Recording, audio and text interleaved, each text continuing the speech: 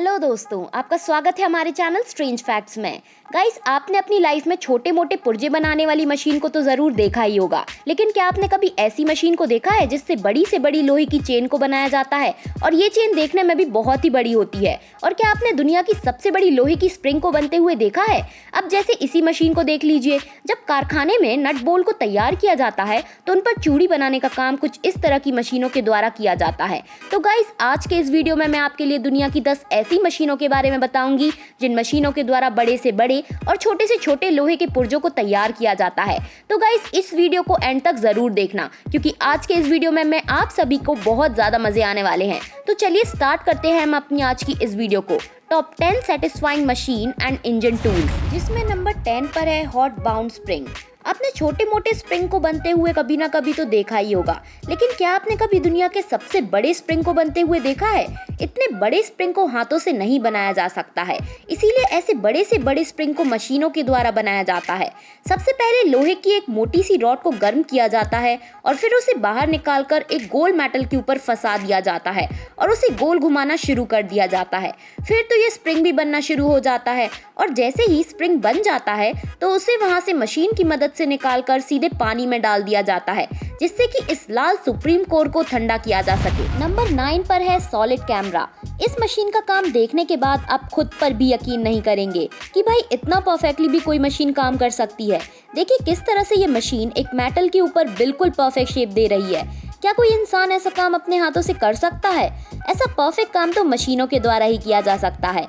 इस मशीन का ज्यादातर यूज लोहा, एल्यूमिनियम, स्टील, इन सभी के ऊपर कोई डिजाइन बनाने के लिए किया जाता है और इसी के साथ ही साथ इस मशीन का यूज लोवेल बनाने के लिए भी किया जाता है। नंबर 8 पर है CBM 12 चेन मशीन। गाइस, ये एक ऐसी मशीन है जिससे लोहे की छोटी चेन को बनाया जाता है, लेकिन इस मशीन के काम करने का तरीका देखकर आप हैरान रह जाएंगे। इस मशीन की एक साइड से सीधी लोहे की रॉड को डाला जाता है और वहीं पर इस लोहे की रॉड में कट लगाने के लिए एक छोटा सा कटर लगा होता है, जो कि इसमें फीड की हुई जगह पर ही बिल्कुल बराबर से कट लगाता हुआ जाता है।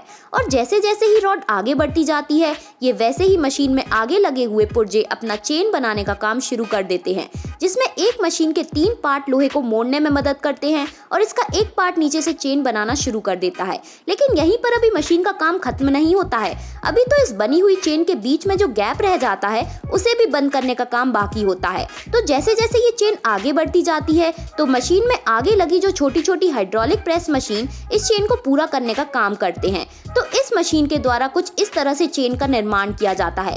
लेकिन जब बात आती है बड़ी बड़ी लोहे की चेन बनाने की, तो उस जगह पर यह मशीन कोई काम नहीं आती। बड़ी लोहे की चेन को ज्यादातर हाथों और मशीन की मदद से ही बनाया जाता है, जहां पर इस वीडियो में आप देख सकते हैं कि कैसे एक व्यक्ति बड़ी सी लोहे की चेन को बना रहा है। नंबर 7 पर है ग्लास बॉटल।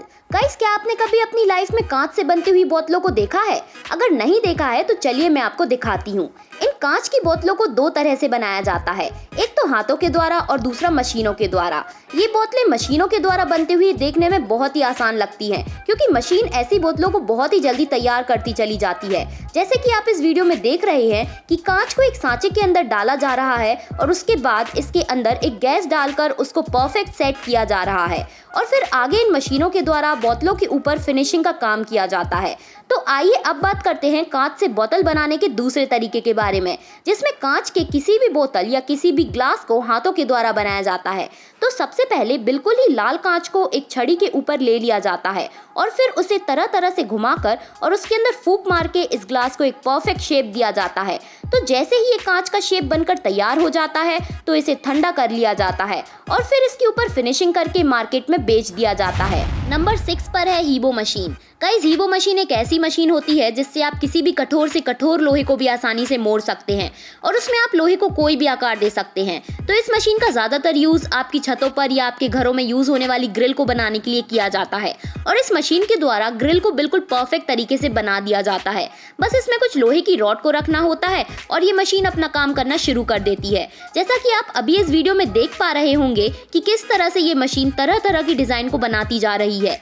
ये मशीन इतनी ज़्यादा परफेक्ट होती है कि इन मशीनों के लिए आपको सिर्फ कमांड देने की ज़रूरत होती है, बाकी का काम ये मशीन खुद ब खुद करना शुरू कर देती है। नंबर 5 पर है नारगैसा मशीन। गाइज, ये मशीन एक ऐसी मशीन होती है जो कि लोहे की पतली छड़ को मोड़ने का काम करती है और इस मशीन को देखते हुए ऐसा फील होता है जैसे कि ये मशीन कितने अच्छे से काम कर रही है और इस मशीन का काम देखते हुए भी अच्छा लगता है, जो कि बिल्कुल सेटिस्फाइंग होता है, जिसके अंदर एक बिल्कुल ही लाल धातु को डाला जाता है और फिर ये मशीन उसको मोड़ने का काम करती है, जिसमें इस मशीन के ऊपर कुछ खांचे से बने होते हैं जिससे कि आसानी से मेटल को मोड़ पाती है। नंबर 4 पर है फॉर्गिंग मशीन। गाइज, ये मशीन एक ऐसी मशीन होती है जिसमें किसी बड़ी धातु के ऊपर हाथों और मशीनों दोनों की मदद से काम किया जाता है।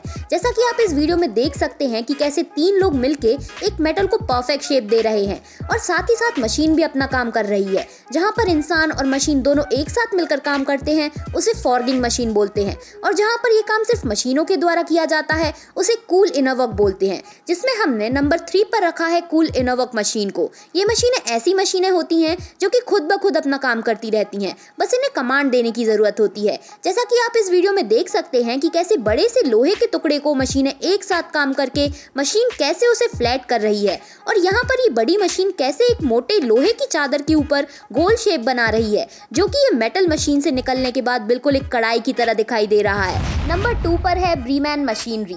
ये मशीन एक ऐसी मशीन है जिससे मोटी से मोटी लोहे की चादर को मोड़ने का काम किया जाता है, या फिर तो ऐसा भी कह सकते हैं कि इस मशीन का यूज मेटल को गोल सर्कल में बदलने के लिए किया जाता है।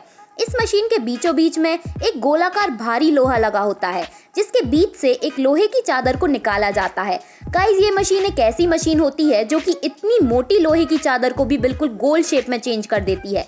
वैसे तो इस मशीन में गलती होने की कोई गुंजाइश नहीं होती है, लेकिन फिर भी अगर इस मशीन से कोई गलती हो जाती है तो फिर ये इतनी मोटी लोहे की चादर को गोल सर्कल में नहीं बदल पाएगी। इन मशीन्स की प्रोग्रामिंग और कोडिंग हाई लेवल की होती है, जिसमें इनकी 1 इंच की भी गलती करने की कोई गुंजाइश नहीं होती है और ऐसे गोल सर्कल वाले मेटल का यूज बड़े बड़े लोहे के पोलों में किया जाता है।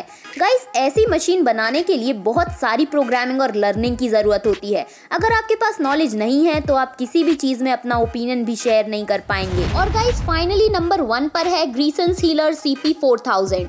गाइस, इस मशीन का यूज बड़ी बड़ी मशीन के पार्ट्स बनाने के लिए किया जाता है, जहां पर आप इसे देख सकते हैं कि एक मेटल के ऊपर बिल्कुल ही परफेक्ट डिजाइन बना रही है।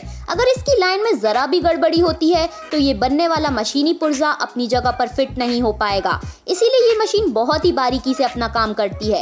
एक बार इस मेटल के ऊपर लाइन होने के बाद फिर ये मशीन उसके ऊपर लाइन करना शुरू करती है और इस मेटल के ऊपर लाइनिंग कंप्लीट होने के बाद फिर ये मशीन काम शुरू करती है फिनिशिंग का और कुछ ही देर के बाद ये मशीनी पुर्जा पूरी तरह से कंप्लीट हो जाता है।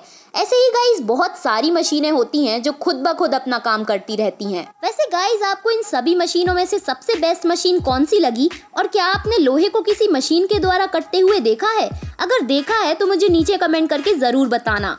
तो आज के लिए बस इतना ही, मिलते हैं आपसे अगली वीडियो में। उम्मीद करते हैं कि वीडियो आपको पसंद आई होगी, तो वीडियो को लाइक करना और हमारे चैनल स्ट्रेंज फैक्ट्स को सब्सक्राइब करना ना भूलें। धन्यवाद।